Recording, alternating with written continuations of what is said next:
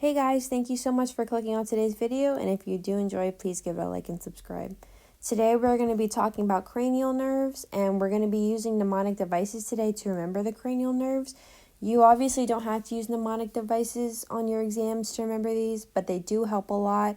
And most professors, teachers, they use these to kind of teach to their students. So today I'm going to give you some examples that have helped me out, and you don't have to use the ones that I am giving you. You can make your own. Use names, pet names, family member names, street names, anything that'll help you remember. You can create your own that's special to you, create your own little riddle. Just find what works best for you. So here I have all of the cranial nerves. I have olfactory, optic, oculomotor, trochlear, trigeminal, abducens, facial, vestibulocochlear, glossopharyngeal, vagus, spinal accessory, and hypoglossal.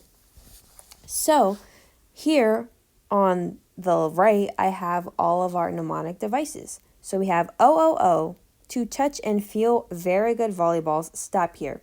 So when I see that, I just automatically think of a sports store kind of advertising their volleyballs, or like a gym. So OOO, which is very simple, it's 3 words and it's the same words.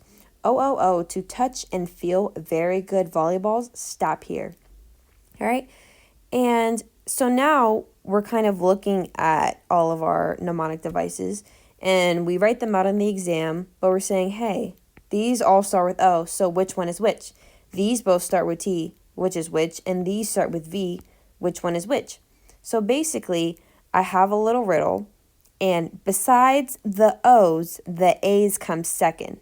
So for this one, we're not going to focus on all the ones that start with an O. We're going to focus on the V's, because we have 2 V's, vagus and vestibulocochlear, and trochlear and trigeminal.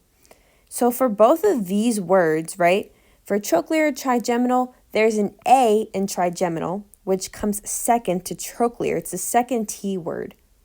Same thing with vestibulocochlear and vagus. Vagus, the second V word, has an A, and vestibulocochlear does not.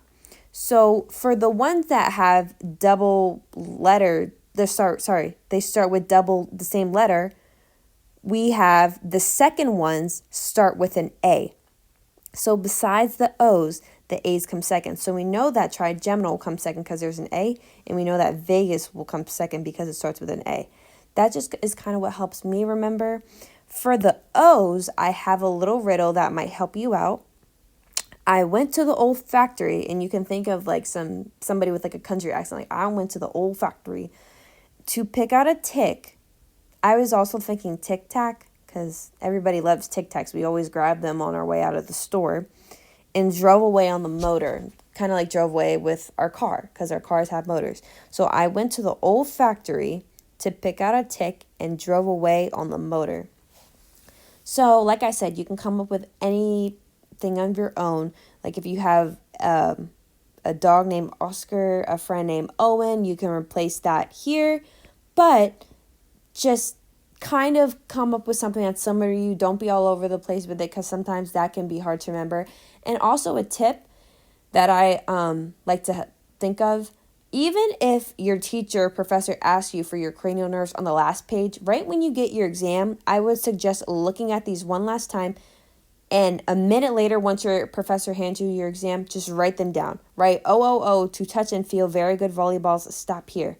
That is just something that you will not have to worry about long term. You're going to flip through your exam, you're going to be asked all these questions, and you might forget because you're under the stress. You have to pull things out of your memory. But when you get your exam, if you write down all of your mnemonics, that can really save you a lot of time. It can save you a lot of pain, and you can be like, okay, I got that part out the way. Now I'm ready to tackle on the rest of my exam.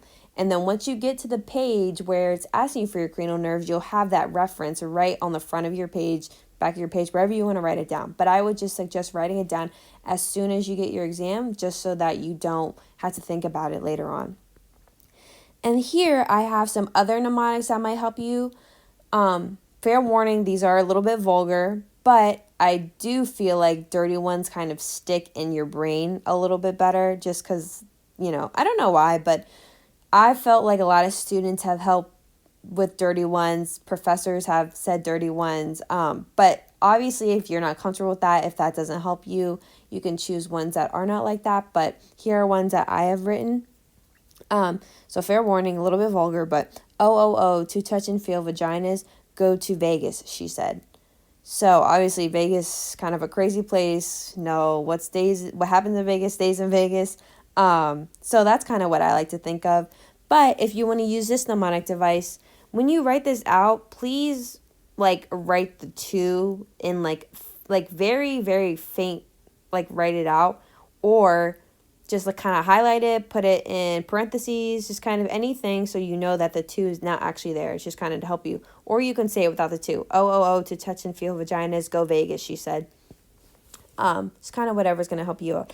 A less vulgar one is olive oil on toast ain't fun. Very good variety shortbread. So kind of all sticking within the same category. We're talking about breads here, right? So if this one helps you out, then all the other ones, go ahead, use that one. And then the last one is to touch and feel vibrators, get vaginas, she said. Very vulgar, but these ones can help you remember them better. And I don't know why, but that's just what it is. A lot of people like to stick with dirty ones. They say that they help them out a lot better. But like I said, use what's best for you. If you think that replacing some sort of V letters with like Vicky, Veronica, anything, go ahead, write out your own and make sure to write it down on your exam once you get it, so that you don't have to pull this out of your memory, because this is a lot of information. And if you remember that besides the O's, the A's come second. And I went to the old factory to pick out a tick and drove away on the motor. So if you can remember all these, you're pretty much set for your exam. Make sure you go over them, repeat them out loud, take away your notes, write them down, and always look at them before your exam if that was what works for you, and then write them down on the first page or whichever page you want to on your exam to kind of help you so that you don't have to go back and pull that out of your memory after you just are answering like a bunch of questions. Thank you so much for clicking on today's video. If you did enjoy it, please like and subscribe, and I'll see you guys in the next video.